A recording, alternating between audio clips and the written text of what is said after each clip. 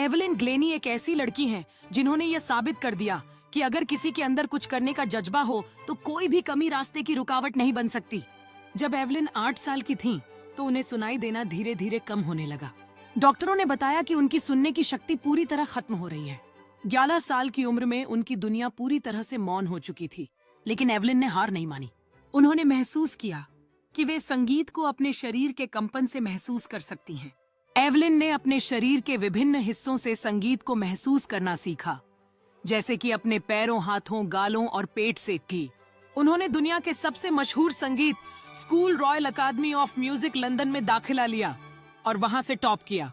Evelyn आज एक प्रसिद्ध परकशन ताल वाद्य वादक हैं। उन्होंने हजारों संगीत प्रस्तुतियां दी हैं और 1000 से अधिक वाद्य यंत्रों पर काम किया है।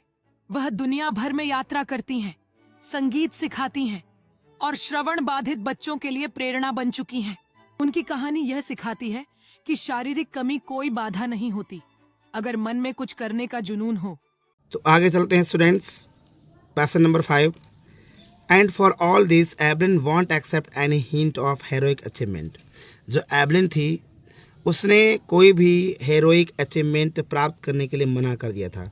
मतलब कह सकते हो यहाँ पर इस लाइन का अर्थ है ये कि जब ये फेमस हो गई थी, ठीक है, तो बहुत सारे लोगों ने उसको ऑडिशन देने के लिए, बहुत सारे लोगों ने अपनी फिल्म में काम करवाने के लिए, म्यूजिशियन वगैरह के लिए, ठीक है, सेलेक्ट किया था, लेकिन उसने मना कर दिया था।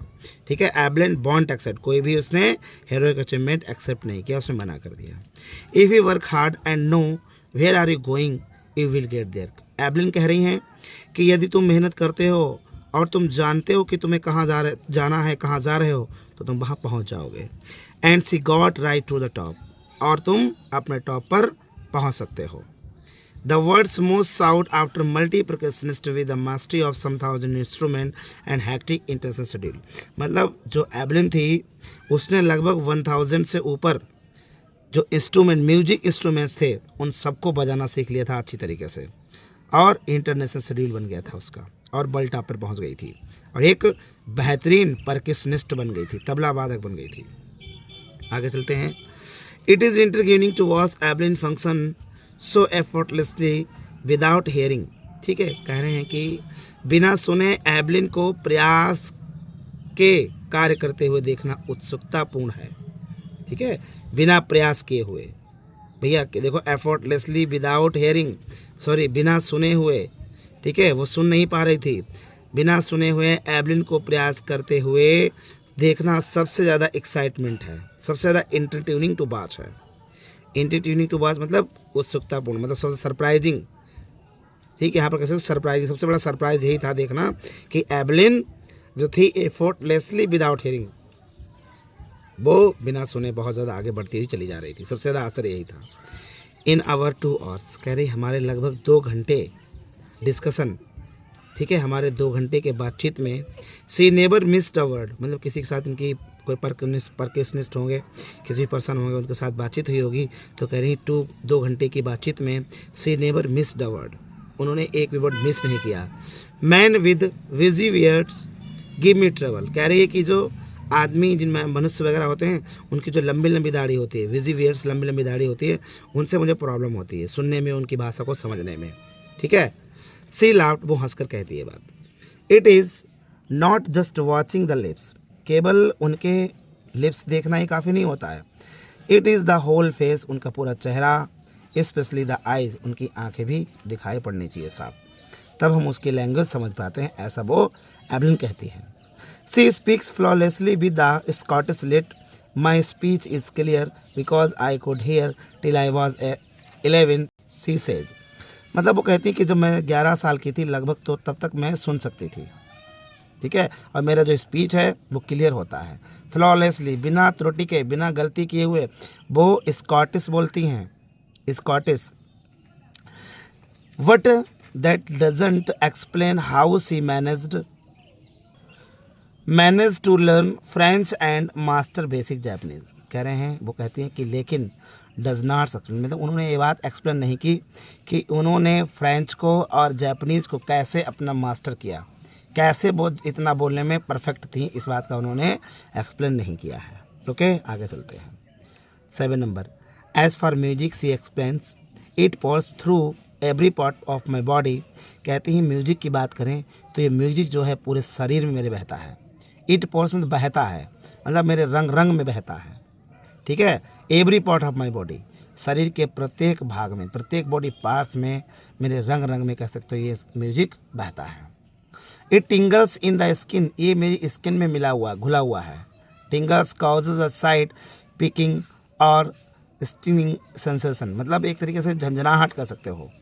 ठीक है, तो कह रही है it टिंगल्स in my skin, my cheek bones and even my hair. ठीक है, यहाँ तक कि मेरे बालों में भी संगीत बहता है।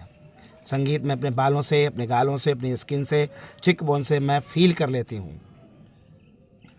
Van C plays the xylophone, xylophone क्या है, एक म्यूजिक वाद्य यंत्र है। ठीक है, जब वो जाइलोफोन बजाती हैं, she can sense the sound passing up the stick in to her fingerprints. कहती हैं जब हम जाइलोफोन बजाते हैं तो जाइलोफोन की जो स्टिक होती हैं, उन स्टिक के थ्रू मेरी फिंगर प्रिंट्स में उसकी ध्वनि सुनाई पड़ती है, मैं उसको फील करती हूँ। By leaning against the drums she can feel the resonance flowing in to her body. कहते हैं जब ड्रम वगैरह बजते हैं तो उसकी भी साउंड जो ध्वनि है, ठीक है, उसकी जो इको है, उसकी साउंड है, वो उसको भी मैं आराम से फील कर लेती हूँ। ऑन अ वुडन प्लेटफॉर्म से रिमूव्ड हर शूज। कहते हैं जो वुडन प्लेटफॉर्म, लकड़ी का जो कोई प्लेटफॉर्म होता है, तो मैं उस पर अपने शूज वगैरह ऑफ कर देती हूँ, निकाल देती हूँ। क्यों? So that the vibration pass through her where feet and up her legs. मतलब वो कहती हैं कि जो वुडन कोई लकड़ी का प्लेटफॉर्म होता है, तो मैं अपने जूते चप्पल जो भी मैं मूव कर देती हूँ, और क्या है, उससे मुझे अपने पैरों के प्रति, पैरों से, अपने टांगों से, ठीक है, लेग से, मुझे उस म्यूज़िक की वाइब्रेशन जो होती है आराम से मैं सुन सकती हूँ और मैं फील कर सकती हूँ। ठीक है, जब वुडन कोई होता है तब वो कहती है मैं अपने शूज़ वगैरह उतार देती हूँ, जिससे मुझे अच्छे से वाइब्रेशन मैं फील कर लेती हूँ, सुनाई पड़ जाता है मुझे। ओके स्टूडेंट, आगे चलते हैं। Not surprisingly Evelyn delights her audience. मतलब इसमें कोई आश्चर्य नहीं है कि वो एवलिन अपने श्रोताओं को आनंदित करती हैं। आनंदित मतलब अपने पसंद करती हैं, इसमें कोई सरप्राइज़ नहीं है। In 1991 she was presented with the Royal Philharmonic Society's prestigious soloist of the year award. ठीक है, कहते हैं कि 1991 में उसे फिलहार्मोनिक सोसाइटी का उस वर्ष का प्रतिष्ठित एकल वादक पुरस्कार प्रदान किया गया था। ठीक है, फिलहार्मोनिक सोसाइटी प्रेस्टिजियस सोलिस्ट अवार्ड प्राप्त किया। किसको मिला था? एवलिन क्लेनी को। कब मिला था? 1991 में। अब आपसे पूछा जाए कि 1991 में उसे कौन सा अवार्ड मिला था, तो आप कह देंगे फिलहार्मोनिक सोसाइटी, ठीक है, प्रेस्टिजियस सोलिस्ट ईयर अवार्ड मिला था उसे 1991 में। ठीक है, रॉयल में। Says masters percussionist James blades God में हैव, मतलब उसके जो परकशनिस्ट तबला वादक एक मास्टर हैं जिनका नाम है जेम्स ब्लेड्स। ठीक है, मास्टर, सेज मास्टर परकशनिस्ट, जो एक मास्टर हैं तबला वादक जिनका नाम है जेम्स ब्लेड, वो कहते हैं कि गॉड में हैव टेकन हर हियरिंग, भगवान ने उसकी सुनने की क्षमता तो छीन ली है, ले ली है, but he has given her back something extra ordinary, लेकिन उसे कुछ न कुछ एक्स्ट्रा दिया है, एक्स्ट्रा ऑर्डिनरी दिया, अतिरिक्त दिया है, कुछ अलग से पावर दी उसको। वाट वी हियर, जो हम सुनते हैं, सी फील्स, वो महसूस करती है, far more deeply than any of us, हम लोगों से कहीं ज़्यादा। That is why she express music so beautifully. Starting में लाइन जो आई थी, ठीक है, वही लाइनें हैं। तो जॉन, जो हमारे परकशनिस्ट हैं जेम्स ब्लेड, वो कहते हैं भगवान ने उसकी जो सुनने की पावर है वो तो ले ली है, नहीं दी है, लेकिन उन्होंने उसकी जगह पे कुछ ना कुछ सुनने के लिए एक्स्ट्रा दिया है, एक्स्ट्रा ऑर्डिनरी थिंग दी है। ठीक है भाई, एक्स्ट्रा ऑर्डिनरी क्या है? उसके पास माइंड इतना है, वो अपने माइंड से, अपनी बॉडी से म्यूजिक को फील कर लेती है और वो सीख लेती है, यही एक्स्ट्रा ऑर्डिनरी है उसके अंदर। और कहने कि जो हम सुनते हैं वो क्या करती, फील करती। कितनी बड़ी बात है भाई, अगर आप सुनते हैं और कोई फील करे, समझे उसको, तो बड़ी बात है ना, बहुत बड़ी। She more deeply than any of us, हम लोगों से कहीं ज़्यादा वो उस चीज़ को सुनती समझती है। ठीक है, इसीलिए वो अपने म्यूजिक को बहुत अच्छी तरीके से एक्सप्रेस कर पाती है। Evelyn confess that she is something of a workaholic. ठीक है, वो कह रही है कि एवलिन स्वीकारती है कि मैं एक प्रकार के काम में डूबी रहती हूँ। वर्कहोलिक मतलब किसी प्रकार में काम डूबे रहना। Workaholic inform a person who find difficulty to stop working. ठीक, मतलब काम में ना रुकना, कंटिन्यू बिजी रहना, लगे रहना, जब तक आपको सक्सेस नहीं तब तक, उसे वर्कहोलिक कहते हैं। तो एवलिन कन्फेस दैट, यह मानती है कि वह अपने कार्य के प्रति बहुत ही वफादार रहती है, डूबी रहती, काम में डूबी रहती कह सकते हो। ठीक है। I have just go to work, वो कह रही है I have just go to work, मुझे बस कार्य करना है। I have just go to work, मुझे बस कार्य करना है। Often harder than classical musician, जो क्लासिकल म्यूजिशियन हैं उनसे कहीं अधिक मुझे हार्ड वर्क करना है। क्लासिकल म्यूजिशियन मतलब शास्त्रीय संगीतकार। But the rewards are enormous apart from the regular concerts. Evelyn also gives free concert in prison and hospitals. ठीक है, वो कह रहे कि किंतु पुरस्कार अत्यधिक हैं, पुरस्कार तो बहुत हैं, पुरस्कार तो बहुत हैं, वो कह रही है। ये देखो इधर, but the rewards are enormous, बहुत हैं, apart from the regular concert, भाई पुरस्कार तो मिलते ही रहते हैं जीवन में। नियमित संगीत प्रदर्शनों से अलग एवलिन बंदी गृहों और चिकित्सालयों मतलब हॉस्पिटल वगैरह में भी मुक्त संगीत प्रदर्शन करती है।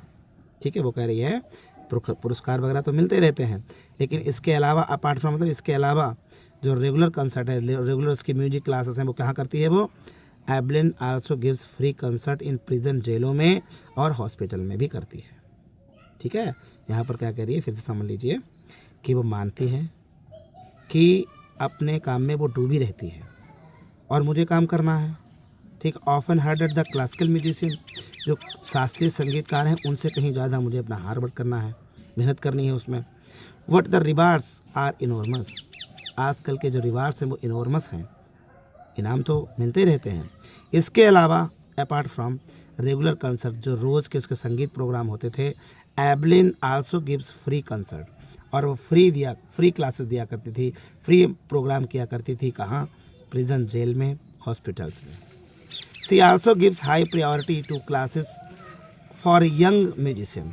ठीक है, वो हाई प्रायोरिटी, सबसे ज़्यादा प्रायोरिटी किसको देती थी, क्लासेस को। स्कूल में जो यंग म्यूजिशियंस होते थे उनके लिए सबसे ज़्यादा प्रायोरिटी देती थी। Ann Richlin of the Beethoven fund for dear children says she is shining inspiration for deep children, they see that there is nowhere that they can not go. ठीक है, वो कह रही है कि जो बच्चे they see that there were they, sorry कहाँ पर थे भूल गया मैं, यहाँ पर, हाँ, Ann Richlin of the Beethoven fund, मतलब ये फंड का नाम है, फॉर डीप चिल्ड्रन, मतलब डीप चिल्ड्रन का एक फंड होता था, मतलब वहाँ पर एक संस्था होती थी। ठीक है, सी इज साइनिंग इंस्पिरेशन, उनके लिए वो क्या थी, एक चमकती ही इंस्पायरेशन, एक प्रेरणा थी। कौन, एवलिन ग्लेनी। भाई एक क्या था, विथोवन fund for deep children.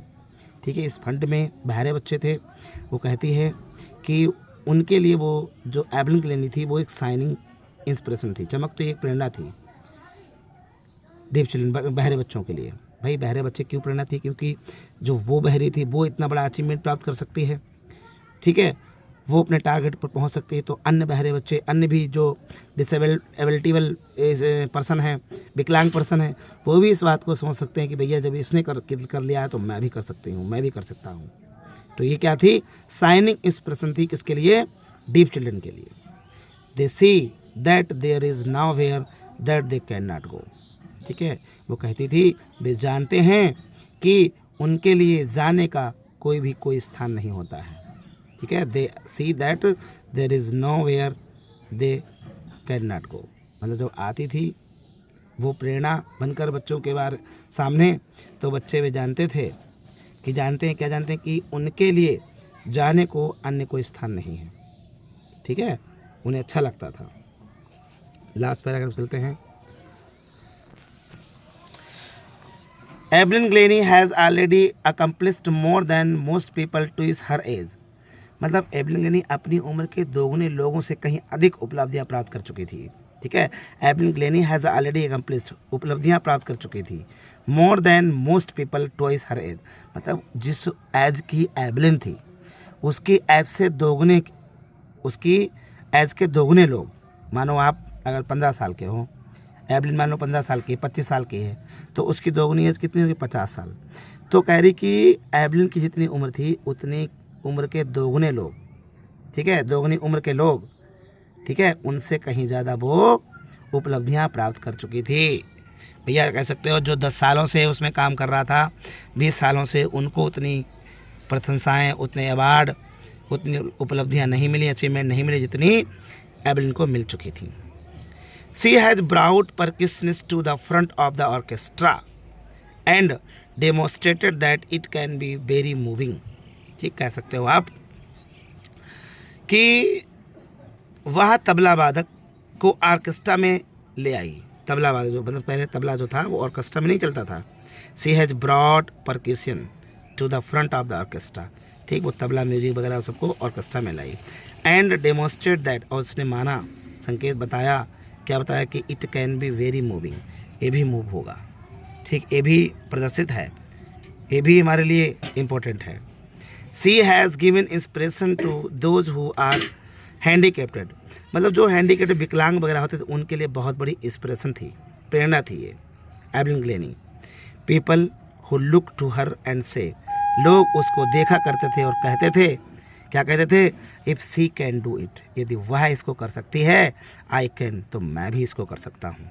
And not the least, और मैं किसी से कम नहीं हूँ, मैं किसी से कम नहीं हूँ, महत्वपूर्ण, मैं कम महत्वपूर्ण नहीं हूँ। She has given enormous pleasure to millions, वहाँ लाखों लोगों को आनंदित करती थी, आनंदित कर चुकी थी, अपनी ओर अपनी प्रेरणा बन चुकी थी लोगों के लिए। ठीक है स्टूडेंट्स, तो हम इस चैप्टर से सीख सकते हैं कि हमारे पास कुछ भी ना होते हुए भी सब कुछ हम अचीव कर सकते हैं, सब कुछ हासिल कर सकते हैं। कैसे एक डीफ गर्ल थी, लेडी थी, बहरी लड़की थी, उसने मतलब उसको सुनाई नहीं पड़ रहा था, और उसने कैसे वर्ल्ड टॉप जितने भी अचीवमेंट होते हैं सारे अचीवमेंट प्राप्त कर लिए। तो आप भी याद रखें, आपके लिए भी कोई चीज़ कम नहीं है, अगर आप चाहो तो 99% ला सकते हो। Okay, thank you.